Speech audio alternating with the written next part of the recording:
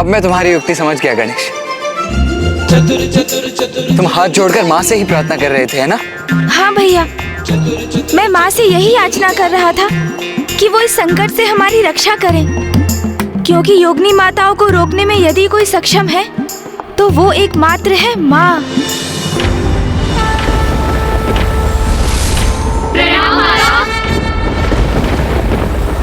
काशी में प्रवेश कर इस शांत पावन स्थल की शांति भंग करने का दुस्साहस कैसे किया तुम सभी ने?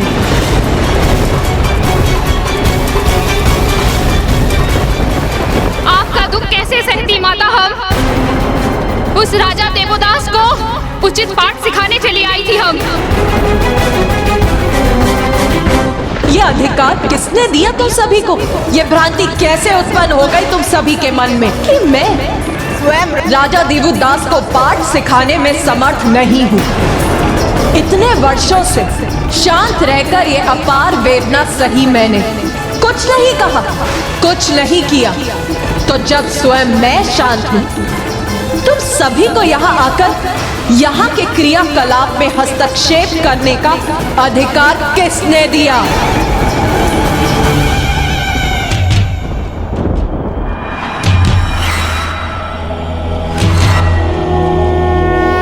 महादेव ने वचन दिया था राजा देवोदास को, और महादेव के वचन की गरिमा में कदापि भंग होने नहीं दूंगी।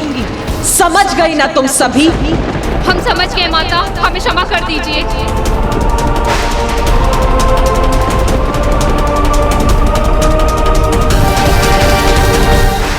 जिसकी रचना स्वयं महादेव ने की, अत्यंत पावन है ये काशी नगरी। देखो इस पावन नगरी काशी को। राजा देवोदास के कुशल राजकाज के कारण काशी में दिव्यता और पवित्रता का प्रभाव है। हिंसा, क्रोध, घृणा, अपराध, इन सभी से रिक्त है मेरे स्वामी की प्रिय काशी। तो फिर ऐसे धर्मात्मा राजा पर आक्रमण करने का कुविचार कैसे किया तुम सभी ने? स्वस्ति न इंद्रो वृतश्रवाः स्वस्ति न पूषा विश्ववेदाः स्वस्ति न इंद्रो वृतश्रवाः स्वस्ति न पूषा। काशी में इस वातावरण का प्रभाव तो हम पर भी हो रहा है। हमारा क्रोध शांत हो रहा है और इसका श्रेय यहाँ के राजा देवोदास को ही जाता है। कितना भव्य और दिव्यता से परिपूर्ण व्यक्तित्व है उनका।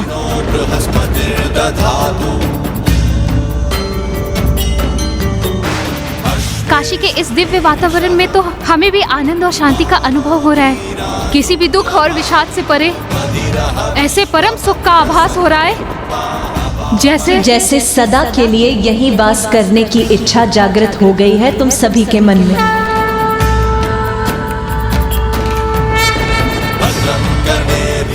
हाँ माता, महाराज देवोदास तो वास्तव में महान है।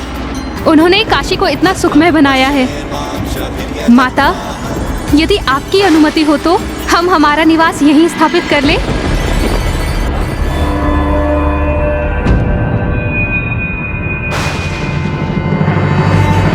अवश्य पुत्रियों, मैं तुम सभी को इस पवन पावन काशी में निवास करने की सहर्ष अनुमति देती हूँ। धन्यवाद माता।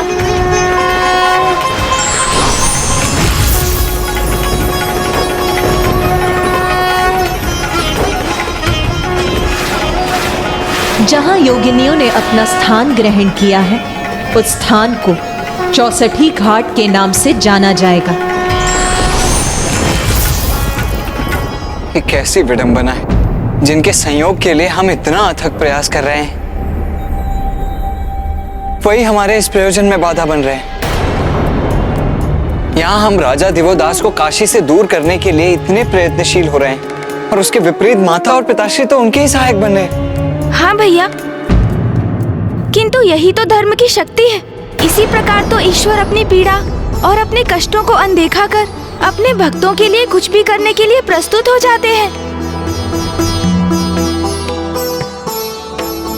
मुझे ज्ञात है माँ, आप पिताश्री के दर्शन के लिए कितनी अधीर हैं, किंतु फिर भी आपने योगिनी माताओं द्वारा राजा देवोदास को कोई क्षति नहीं पहुंचने दी और एक बहुत बड़े महासंकट को टाल दिया। उसके लिए आपको कोटि कोटि धन्यवाद माँ। पुत्र गणेश, ये तो मेरा सर्वोच्च कर्तव्य है। मैं अपने स्वामी से भेंट करने के लिए आतुर हूँ, अधीरता से उनकी प्रतीक्षा कर रही हूँ, किंतु स्वामी ने राजा देवोदास को काशी के राज्य का कार्यभार सौंपा है और जो भी राजा देवोदास पर आक्रमण करेगा उसे मेरे प्रचंड क्रोध का सामना करना पड़ेगा। मैं कभी भी स्वामी के प्रिय काशी की सुरक्षा और पवित्रता पर कोई आंच नहीं आने दूंगी।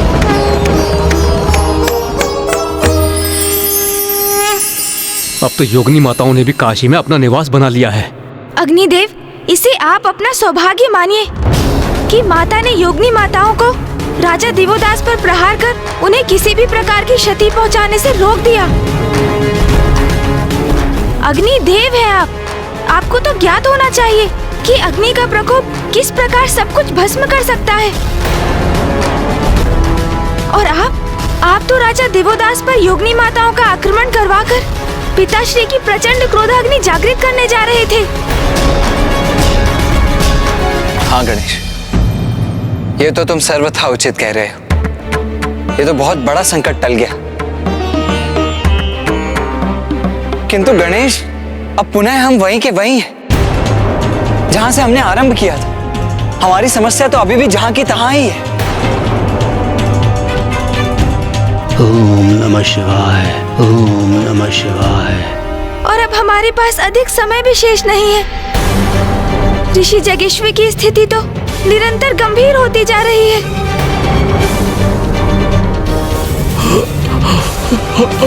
इससे पूर्व की स्थिति और विकट हो। इस बार मैं स्वयं काशी जाऊंगा। मैं स्वयं काशी जाऊंगा।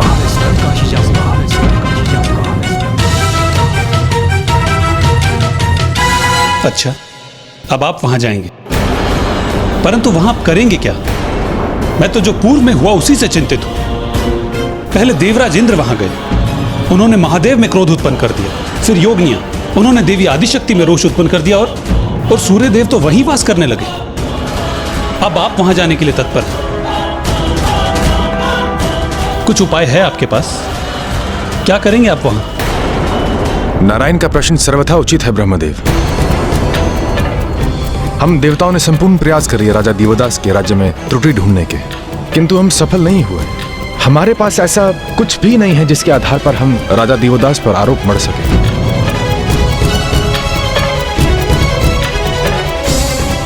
तो आप वहां जाकर क्या करेंगे ब्रह्मदेव? ये स्थिति मेरे कारण ही उत्पन्न हुई है। मेरे द्वारा राजा देवोदास को दिया गया वरदान ही महादेव के काशी छोड़ने का कारण बना। तो इसका समाधान ढूंढना भी अब मेरा ही कर्तव्य है। राजा देवोदास के धर्म पालन की अत्यंत कठिन परीक्षा लूंगा मैं। हम सभी ने राजा देवोदास के राज्य में जाकर त्रुटियां खोजने का प्रयास किया और सभी असफल रहे। किंतु इस बार परीक्षा के लिए राज्य नहीं, अपितु राजा स्वयं होगा। हाँ, इस बार राजा देवोदास की परीक्षा ली जाएगी और मुझे विश्वास है कि वो इस कठिन परीक्षा में कभी सफल नहीं हो पाएंगे।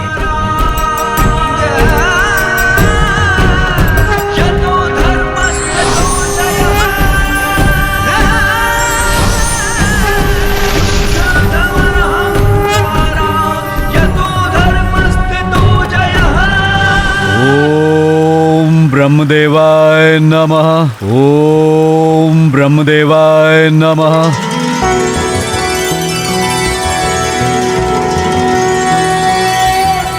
शान्ताकारं भुजगशयनं पद्मनाभं सुरेशं विश्वाकारं गगनसदृशं मेघवर्णं शुभांगं लक्ष्मीकान्तं कमलनयनं योगिहृदध्यानगम्यं वन्दे विष्णुं भवभयहरं सर्वलोकैकनाथम्।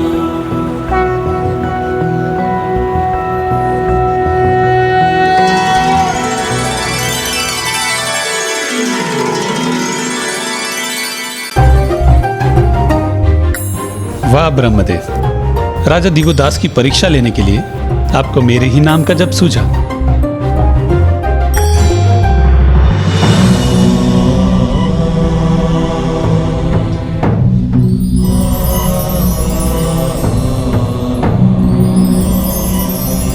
कितने दिव्य हैं ये ब्राह्मण देवता। अद्भुत आकर्षण है इनके व्यक्तित्व का। मुझे ऐसा आभास हो रहा है जैसे मैं इनसे परिचित हूं। प्रणाम ब्राह्मण देवता।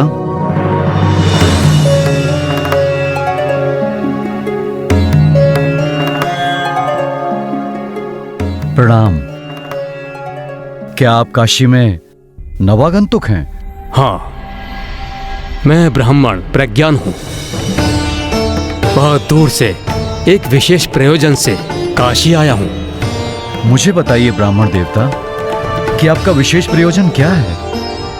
कदाचित मैं आपकी सहायता कर सकूं। मेरी सहायता यहाँ एक ही व्यक्ति कर सकता है, वो हैं काशी नरेश महाराज दिवोदास। क्योंकि मैंने काशी में महायज्ञ करने का संकल्प लिया है, पर इस महायज्ञ में काशी के महाराज दिवोदास को मेरी सहायता करनी होगी। मैंने उनकी धर्मपरायणता के बारे में बहुत सुना है, किंतु क्या ब्राह्मण देवता? किंतु मुझे उनसे भेंट करने में संकोच हो रहा है। वो चाहे कितने ही धर्मनिष्ठ क्यों ना हो, है तो वो राजा ही ना।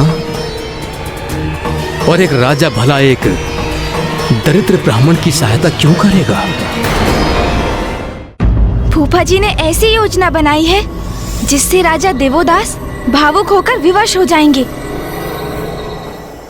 आपकी सहायता करना तो मेरा परम सौभाग्य होगा ब्राह्मण देवता। मेरी सहायता? मैं कुछ समझा नहीं। आप मेरी सहायता क्यों करेंगे?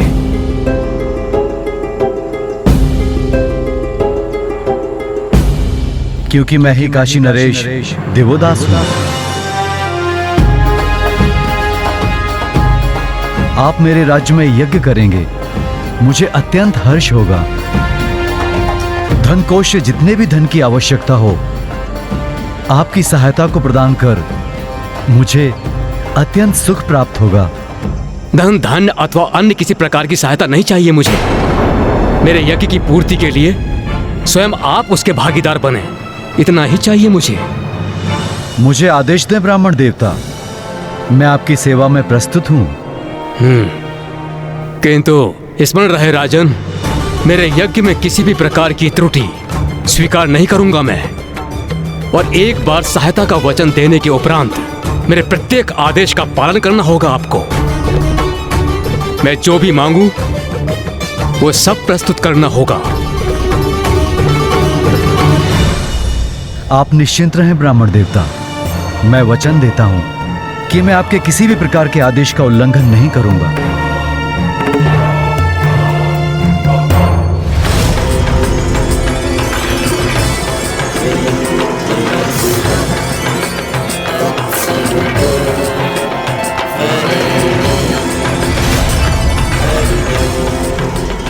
यज्ञ की सभी व्यवस्था तो ब्राह्मण देवता के आदेश के अनुरूप ही हो रही है। चंदन, फल फूल आदि सभी प्रस्तुत हैं यहाँ, इसलिए जब वो स्नान के उपरांत लौटेंगे तो अवश्य संतुष्ट और प्रसन्न होंगे। ये ब्रह्मदेव कर क्या रहे हैं? राजा दिवोदास से मात्र यज्ञ की व्यवस्था करवा रहे हैं। इंद्रदेव, ये कोई साधारण यज्ञ नहीं, महायज्ञ है, जिसकी व्यवस्था में तनिक भी त्रुटि हो जाए तो उसका भयंकर महापाप लगता है। और यदि ऐसा हुआ तो राजा देवोदास को मात्र काशी का ही परित्याग नहीं करना होगा, अपितु उन्हें नरक भोगना होगा।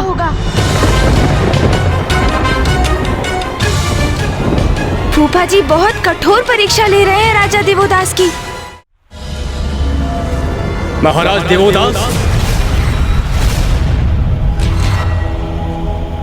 ब्राह्मण देवता, आपके निर्देशानुसार यज्ञ की वेदी तैयार है।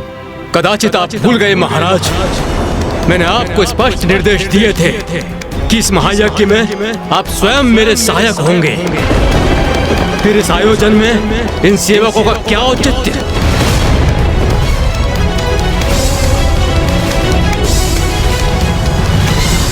क्षमा करें ब्राह्मण देवता, आप जो आदेश देंगे मैं वो कार्य स्वयं करूंगा।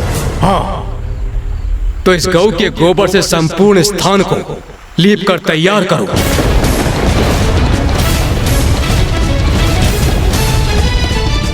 उचित है ब्रह्मदेव, आपने कार्य भी किया तो कैसा। एक राजा गौ का गोबर अपने हाथों में लेकर कभी उसे मैला नहीं करेगा। अब अवश्य त्रुटि होगी धर्मनिष्ठ राजा दिवोदास से। त्रुटि तो कदाचित आपसे ही हो गई है अग्निदेव, राजा दिवोदास को समझने में। इसलिए शीघ्रता में कहे गए आपके वचन सत्य नहीं हुए। यदि ब्रह्मदेव धर्म के जनक हैं, तो राजा दिवोदास भी सच्चे धर्मनिष्ठ हैं। अब ब्रह्मदेव की परीक्षा में राजा दिवोदास उत्तीर्ण होते हैं या नहीं, इसके लिए आपको धैर्य रखना होगा।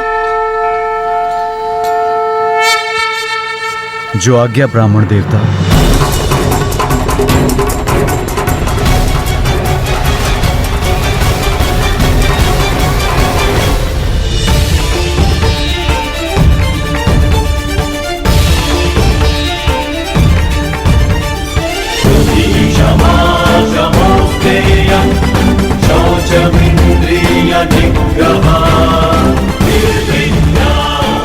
राजा होने पर भी कितने विनम्र हैं ये। एक शक्तिशाली राजा धर्मनिष्ठ होने के साथ साथ विनम्र भी बना रहे तो उसके राज्य पर कोई संकट नहीं आ सकता। उसका राज्य चिरकाल तक स्थापित रहता है। राजा दिवोदास ने इस परीक्षा में सफल होकर ये प्रमाणित कर दिया कि उनके स्वभाव में अहंकार लेश मात्र भी नहीं।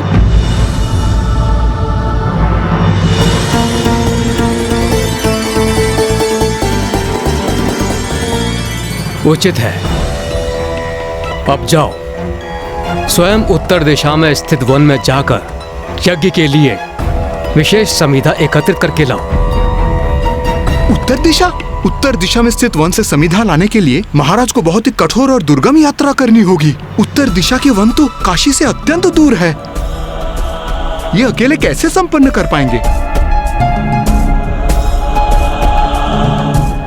महाराज, आपकी सहायता हेतु अपने साथ चलने की अनुमति दीजिए।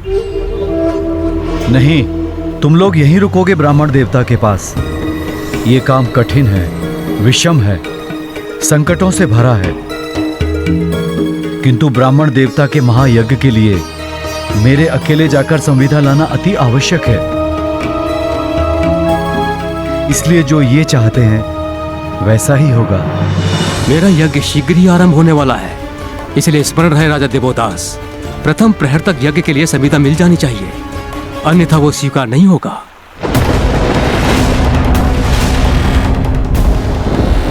ये क्या?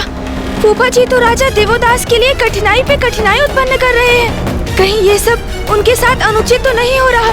क्योंकि फूफा जी को यज्ञ के लिए जो समिधा चाहिए वो उन्हें प्रथम प्रहर तक मिल जानी चाहिए, किंतु इतने अल्प समय में ये राजा दिवोदास के लिए कैसे संभव हो पाएगा?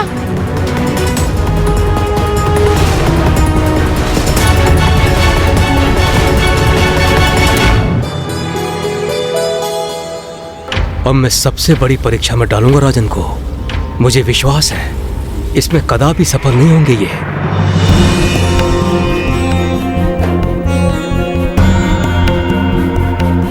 महाराज दिवोदास, ये सब तो सरल कार्य थे, किंतु अब यज्ञ के लिए जो वस्तुएं चाहिए वो अत्यंत ही महत्वपूर्ण है। आज्ञा दें ब्राह्मण देवता। मुझे अभी सप्त सिंधुओं और सप्त नदियों का जल चाहिए।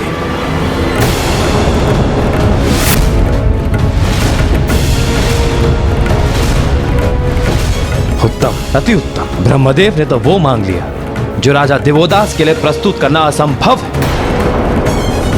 वर्षों बीत जाएंगे उन्हें सप्त सिंधुओं एवं सप्त नदियों का जल प्राप्त करने में, लेकिन ब्रह्मदेव ने तो वो अभी लाने को कहा है। अब राजा दिवोदास को अपनी असफलता स्वीकार करनी ही होगी।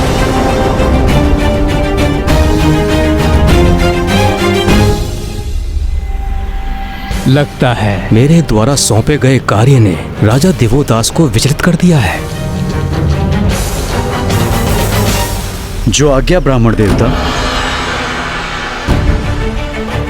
मैं काशी नरेश देवोदास सप्त सिंधु और सप्त नदियों का आवाहन करता हूं।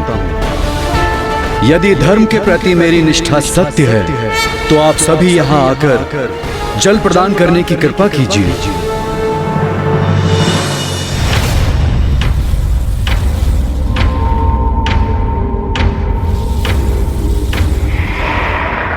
क्या हुआ वरुण देव? आप अचानक इतने स्तब्ध क्यों रह गए? ये कैसी दिव्य और अद्भुत पुकार है जो मुझे राजा देवोदास के लिए बाध्य कर रही है। मुझे क्षमा कीजिए महादेव, किंतु मुझे जाना ही होगा।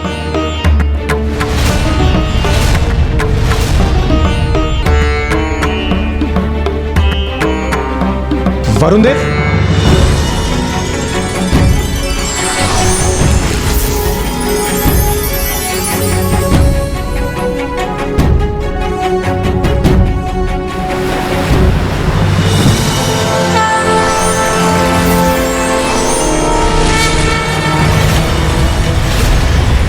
प्रणाम वरुण देव। मैं समुद्र देव आपको सप्त सिंधुओं का जल प्रदान करता हूं।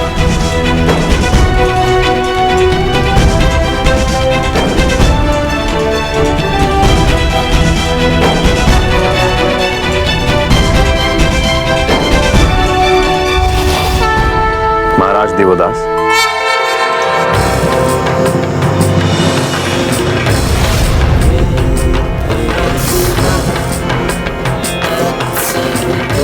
प्रणाम वरुण देव।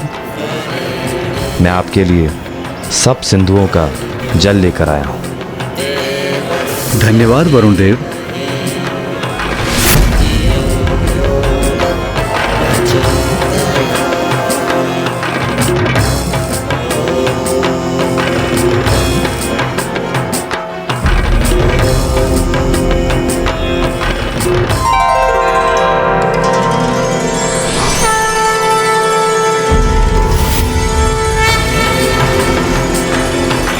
प्रणाम माँ गंगा। कल्याण हो। मैं यहाँ आपके लिए सप्त नदियों का जल प्रस्तुत करने आई हूँ। धन्यवाद माता।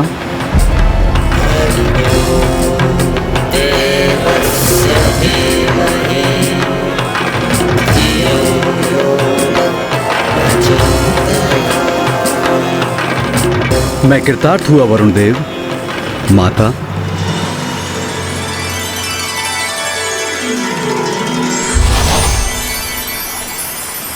सप्त सिंधु और सप्त नदियों का जल प्रस्तुत है ब्राह्मण देवता।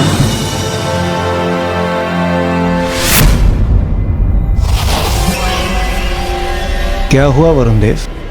आप ये काशी क्यों प्रस्थान कर गए थे? प्रतीत होता है राजा दिवोदास की सहायता करने के लिए कुछ अत्याधिक ही आतुर थे आप। इंद्रदेव, मैं स्वयं चकित हूँ इससे। ज्ञात नहीं मुझे ऐसा क्या हो गया कि मैं स्वयं पर नियंत्रण ही नहीं रख सका। यही तो विशेषता है राजा दिवोदास की भक्ति की। वो अपने धर्म और कर्तव्य के प्रति इतने आस्थावान है कि उन्होंने वरुण देव को भी उनकी प्रार्थना की पुकार सुनने के लिए विवश कर दिया। अपने इस तृतीय कार्य को भी सफलतापूर्वक संपन्न कर अपने धर्म की शक्ति से राजा दिवोदास ने वो कर दिखाया जो सर्वथा असंभव था, अर्थात उन्होंने एक विशेष चमत्कार ही कर दिया। इसलिए हमने ये मानकर कि इतनी कठिन परीक्षा में राजा दिवोदास सफल नहीं होंगे, ये आंकने में हम सभी ने शीघ्रता कर दी।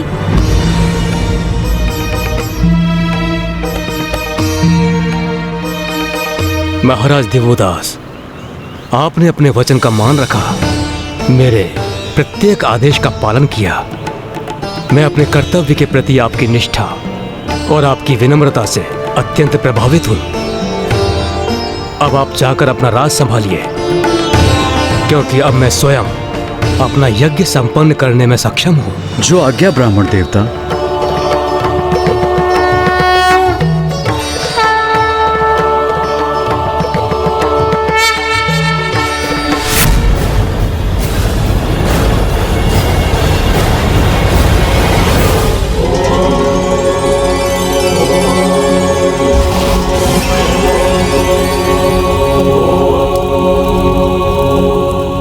ये क्या? ब्रह्मदेव ने तो काशी में अपना महायज्ञ ही आरंभ कर दिया। अब वो राजा दिवोदास में कोई दोष कैसे ढूंढेंगे? सत्य तो साक्षात आपके समक्ष है वायुदेव। स्पष्ट है, फूफा जी भी राजा दिवोदास में और उनके राज में कोई त्रुटि नहीं ढूंढ सके। और ब्रह्मदेव तो पूर्ण तन्मयता से यज्ञ में लीन है। अब तो ये यज्ञ पूर्ण होने के उपरांत ही लौटेंगे। किंतु जो समस्या अभी भी हमारे समक्ष है, उनका क्या होगा? कैसी विडंबना है ये। उधर ऋषि जगस्वी महादेव के बिना मरणासन अवस्था में है और इधर आदि शक्ति और महादेव एक दूसरे से विलग होकर पीड़ा में है, जो अब भी भेंट होने की प्रतीक्षा में है।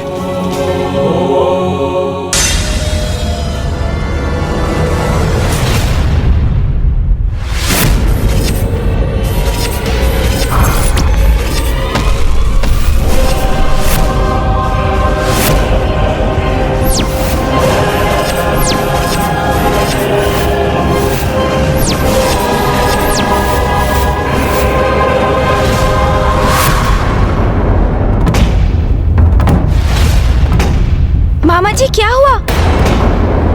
आपके मुख पर अचानक चिंता का भाव क्यों उभर आया?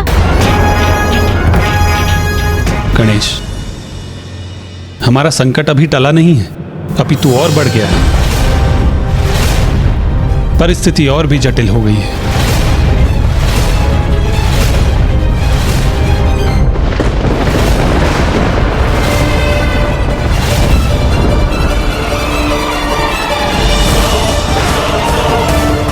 ये स्वर्ग के वातावरण में परिवर्तन कैसा?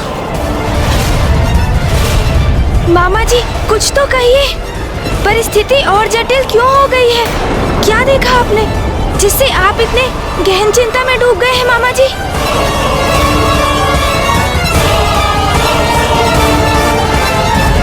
दुर्गमासुर, दुर्गमासुर, दुर्गमासुर, दुर्गमासुर, दुर्गमासुर।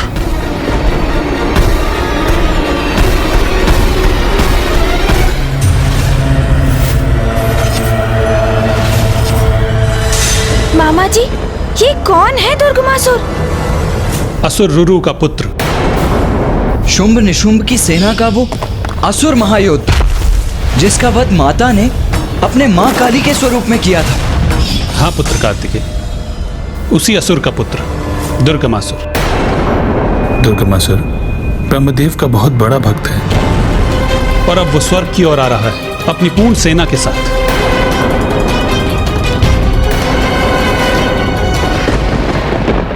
अर्थात वो दुष्ट अपने पिता के वध का प्रतिशोध लेने का इच्छुक है। ये मूर्ख असुर पूर्व उदाहरणों से ये क्यों नहीं समझ लेते? धर्म पर अधर्म की विजय कदापि संभव नहीं है। दुर्गमासुर को यह ज्ञात हो गया होगा कि अभी हम समस्त देवता यहाँ मंदार पर्वत पर उपस्थित हैं। इसीलिए स्वर्ग को असुरक्षित समझकर वहां उसने आक्रमण कर दिया होगा। यह दुर्गमासुर जो भी हो, किंतु यदि उसे यह भ्रम है कि उसका स्वर्ग पहुंचकर उसका प्रतिशोध लेना इतना सहज है, तो मैं अभी वहां जाकर उसका वध करके उसका यह भ्रम ही खंडित कर देता हूं। आप सभी पिताश्री और मामाश्री हरि नारायण के साथ यहीं रुकिए। नहीं भैया, हम सभी चलेंगे आपके साथ। अपनी संयुक्त शक्ति से हम इन असुरों का अंत कर यहाँ शीघ्र लौटने में सक्षम होंगे, क्योंकि अब अधिक समय शेष नहीं है हमारे पास। अब तो फूफा जी ब्रह्मदेव भी काशी में अपने महायज्ञ में लीन हो चुके हैं। पिताश्री के काशी लौटने का उपाय ढूंढने का भार अब पुनः हमारे ऊपर ही है। ये स्थिति तो अब और भी विकट हो गई है भैया, क्योंकि एक और ऋषि जगेश्वर की स्थिति और बिगड़ती जा रही है और दूसरी ओर अब स्वर्ग पर ये नवीन संकट मंडरा रहा है। एकजुट होकर युद्ध करने से हमें शीघ्र इन असुरों को नष्ट कर यहाँ लौटने का अवसर प्राप्त होगा और हम माँ और पिताश्री के संयोग का कोई उपाय कर सकेंगे भैया। उचित है गणेश। मामा जी आप यहीं पिताश्री के साथ रुकिए। हम वहां जाकर उस दुर्गमासुर और उसकी सेना से शीघ्र निपट कर लौटेंगे। प्रणाम महादेव।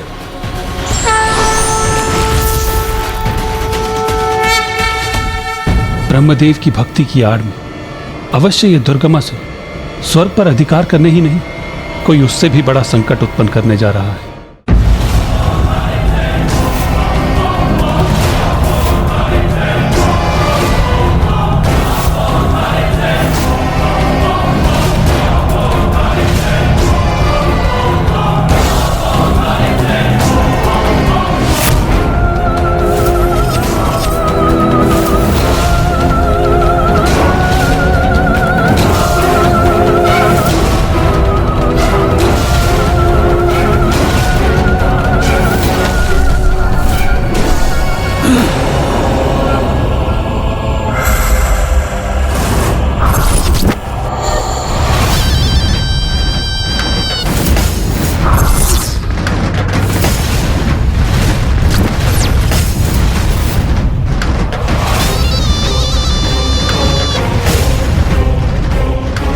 स्वर्ग, स्वर्ग, मेरा स्वर्ग। दुर्गम पथ को सुगम कैसे बनाया जाता है ये भली भांति ज्ञात है मुझे। दुर्गमासुर को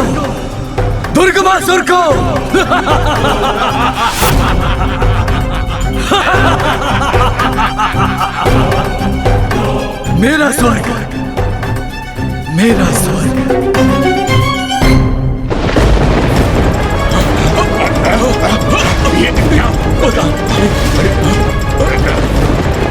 ये आकाश मार्ग में कैसा प्रकाश है? किसका आगमन हो रहा है आकाश मार्ग से?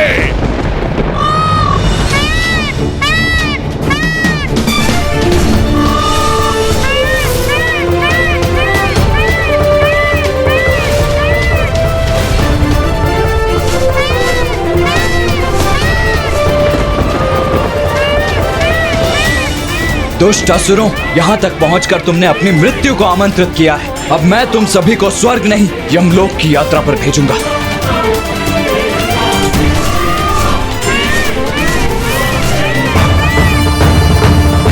ये दिव्य सैनिक जो भी है, इसका सामना करेंगे हम, वध करेंगे इसका।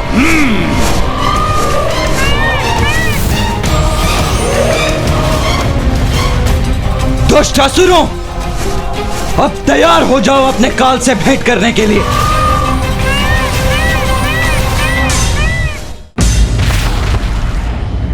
दुष्ट देवताओं, हम तुम्हारा अंत करेंगे। आक्रमण!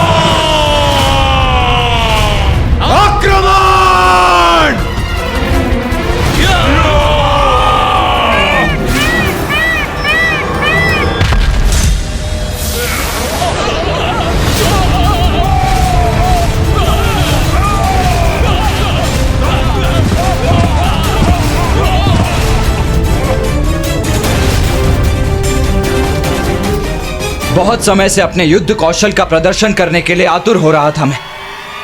आज उसका उचित अवसर प्राप्त होगा मुझे।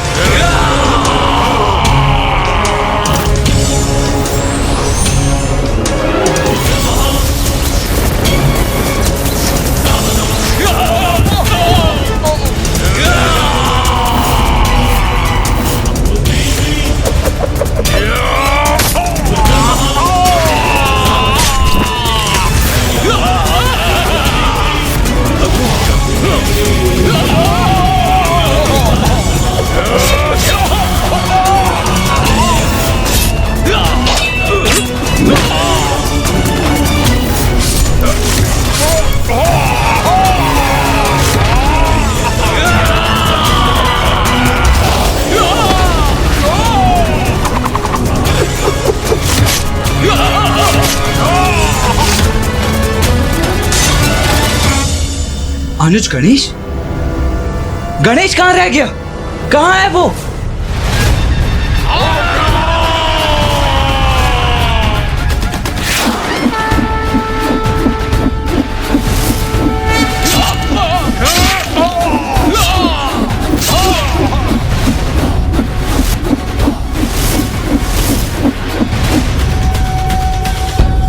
मैं यही हूँ। हूँ भैया।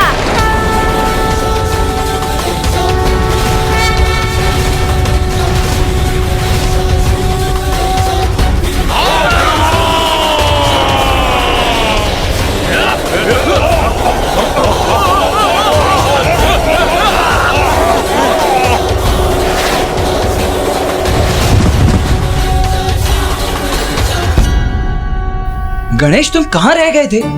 भैया, आप तो अपने पूर्ण क्रोधावेश में मयूर जी पर आरूढ़ होकर यहाँ के लिए निकल पड़े, किंतु मेरे वाहन मूषक जी तो काशी में ऋषि जगेश्वरी के साथ ही स्थित है, इसलिए मुझे यहाँ पहुँचने में थोड़ा अधिक समय लग गया भैया। किंतु चिंता मत कीजिए, विलंब अवश्य हुआ है मुझे यहाँ पहुँचने में, किंतु इन असुरों का संहार करने में मैं आपसे पीछे नहीं रहूँगा भैया। आओ असुरों, आओ, करो हमारा सामना। आओ ग्रामा!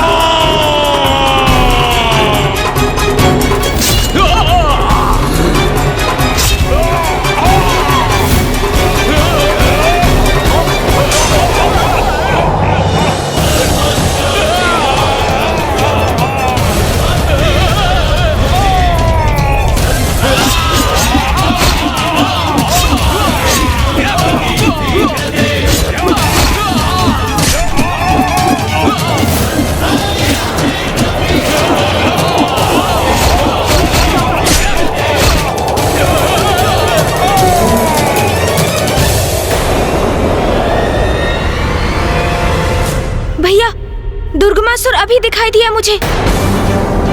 इंद्रदेव के राजभवन की ओर बढ़ रहा है वो। हमें शीघ्र वहां पहुंचकर उसे रोकना चाहिए भैया। गणेश जी, कुमार कार्तिकेय, आप उस असुर को रोकिए। उसकी ससुर सेना से हम देवता ही निपट लेंगे। हाँ इंद्रदेव, उचित है। दुर्गमासुर! दुर्गमासुर! दुर्गमासुर! भीरू की भांति अपने युद्ध से पलायन कर रहे हो तुम?